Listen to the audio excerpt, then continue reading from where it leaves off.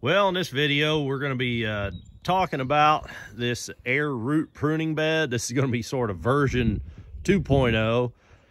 When I built this thing last fall and put it together, I had much longer legs, and you can see the construction is just 2x4s. I had access to a whole bunch of 2x4s that were left over from another project, so you know, it's the cheapest way I could put this thing together. So just got 2x4s stacked on top of each other, and these what were legs are holding those top three boards together, and then the bottom section is just framed up, you know, with these supports. The bed dimensions are about 4 feet wide by 8 feet long, and I'm using untreated wood again because it's kind of what I had available, and it should last a few years anyhow. Version 1.0, when I first put it together, the legs were much longer, and I was relying on the screws from, you know, the legs screwed into the 2x4s, and that was holding all the weight. And what I didn't anticipate was when it rained, we got a substantial amount of rain over a couple of days, and the soil that I had in this bed became super saturated with that rain, and it got so heavy that the screws that I was using couldn't handle the weight, and the screws all broke and this thing fell apart. So I cleaned it up, repaired some of the damage, and of course now I have cut the legs off and I am supporting it with concrete blocks. So I should still get the same amount of, you know, essentially the same amount of airflow underneath. I am, you know, limiting myself a little bit in the corners with the blocks being there, but we're like, you know, those blocks are 8 inches, so we're still 8 inches up off the ground. We're going to get a lot of airflow under it. It's low enough to the ground in the winter time. Then if I would want to, I could put straw bales around it to sort of help insulate the thing, and hopefully that would help the young plants make it through their first winter before I would get them out of the bed, you know, and plant it off somewhere else. So that's kind of what's going on here without getting, you know, real in detailed. That's it. You can see I have left little lips sticking up all around.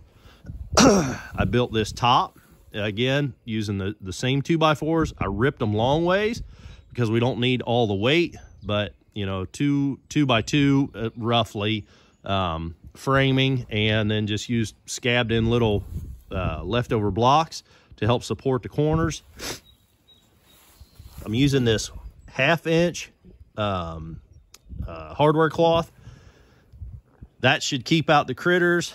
I'm using these J clips to, you know, where it overlapped. I left a little overlap there to try to, you know, keep the squirrels and mice and stuff from climbing in there. Try to keep it nice and tight. It sits on there real snug, and it's light enough where I can drag it, you know, gently drag it up on there myself, and I'm not worried about, you know, any kind of hinge apparatus or anything. I think we built it about 2 feet tall. That should be okay for all the seedlings that I'll be planting. If it's not, you know, I'll have to deal with that later. But again, the same hardware cloth on the bottom, and I will use, and this worked very well last time, I'm going to use it again this time because I'm a little nervous that that 1/2 inch hardware cloth is not won't capture all the soil well enough. I'm going to layer a very thin layer of straw across the bottom. That's going to be the first thing I do. I'm going to shake out some of this straw, and you can see this is the bale of straw that I used from the first time, and I just retied it back up because it only takes a flake or two of straw. So one bale of straw would do, I don't know, probably 3 beds this size. So you don't need much straw to do this.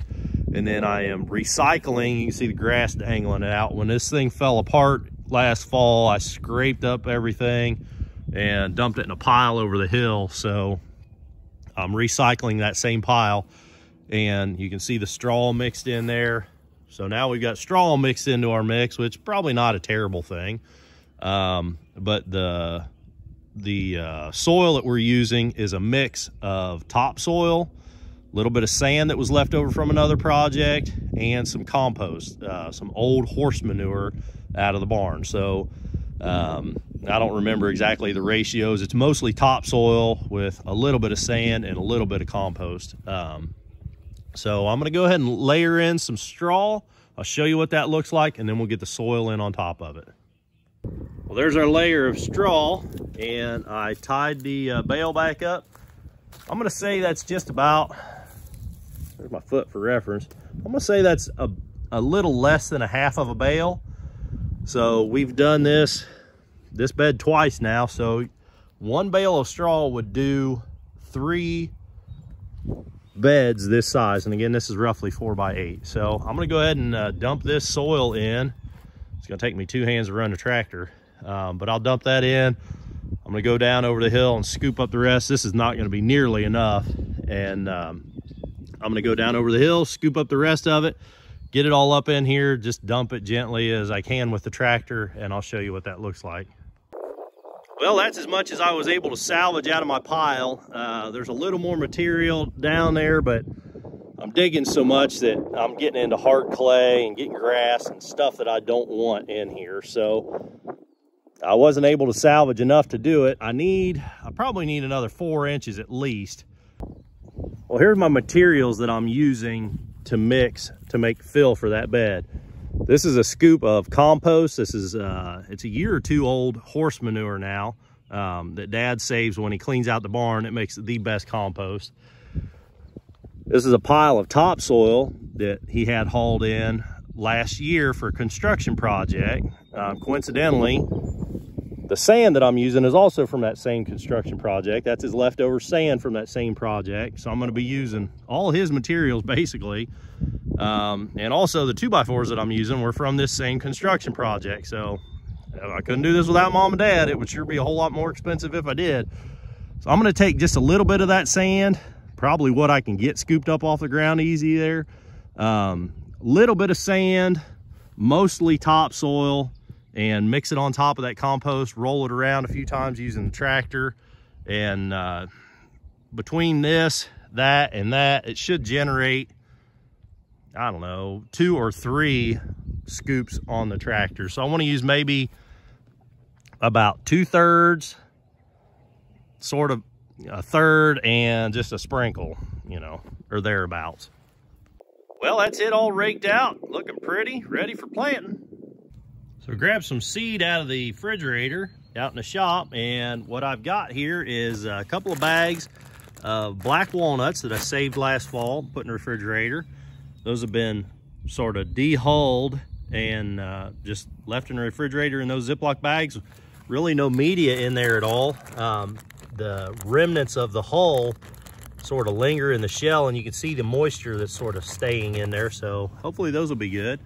I'll go ahead and plant those in a section. Then in another section, I've got a whole bunch of persimmon seeds, American persimmon seeds that I collected last fall, put them in the refrigerator, and there's hundreds and hundreds of seeds in this bag, and it's moist peat. I have planted, I don't know, a couple hundred of those in containers already this year. Today is, I believe, April 21st, and I started planting those in containers back in January, so I've got those going under grow lights right now.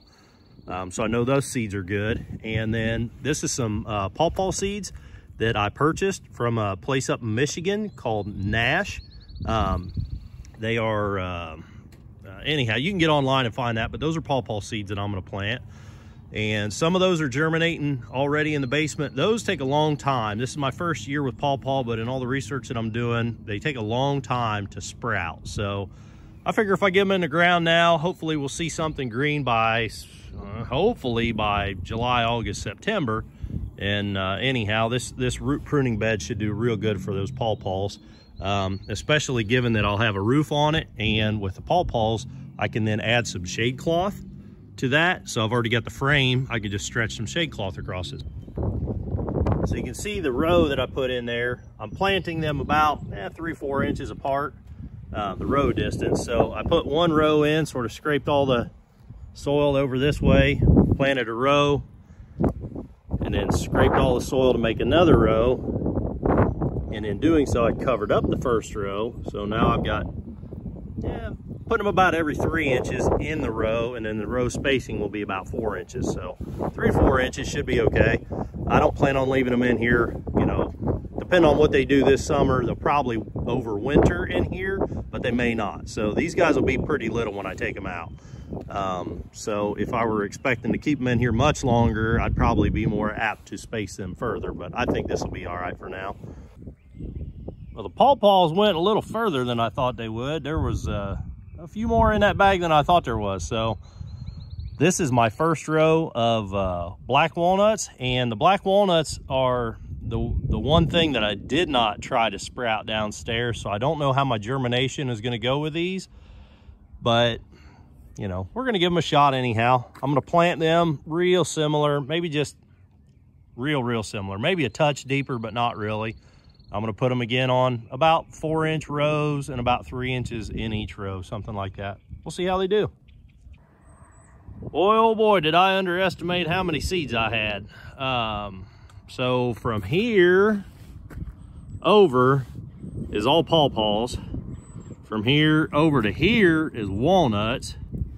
And this is my first row of persimmons. And I have, oh gosh, I mean, your guess is as good as mine. When I was collecting these things, I collected almost 2 5-gallon buckets full of American persimmons, and those things are little bitty tiny things. And then I was processing them with a food mill. So I know my germination rate is good, so I probably got, I don't know, 200-300 seeds in this one row. I'm gonna go ahead and see if I can squeeze 2 more rows in here, and I'll still have extra seed. I don't know what I'll do with. Well, I crammed them in there. There's a bunch of seeds in that row. I think I got 4 rows of persimmons. So get it covered up. I'll show you what it looks like with the roof on it and watered in.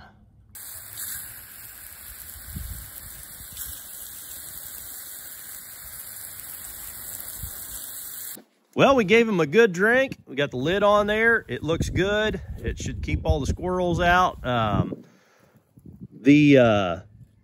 The weather is sort of a consideration when you're doing anything outside. We are actually under a frost advisory again tonight. It just won't quite get warm and stay warm.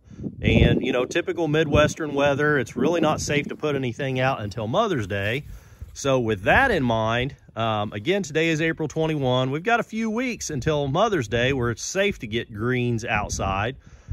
I don't expect to see any green out of this bed for at least a month. I think the first thing to come up, the first thing I'm expecting would be persimmons, then the walnuts will probably sprout, and then the pawpaws will be, I would be surprised if I saw any life out of those pawpaws until July. So I think we are out of that sort of a dangerous weather concerns now. So I got them in the bed just in time, I feel. Hopefully I helped you guys with some ideas of what to try or what not to try if you're building a bed like this. Of course, this is a big bed. This is not going to be, you know, this is a stationary bed. You're not going to pick this up and move it. But maybe you could try some similar construction with a smaller bed if you were thinking about putting your beds in the building for the winter.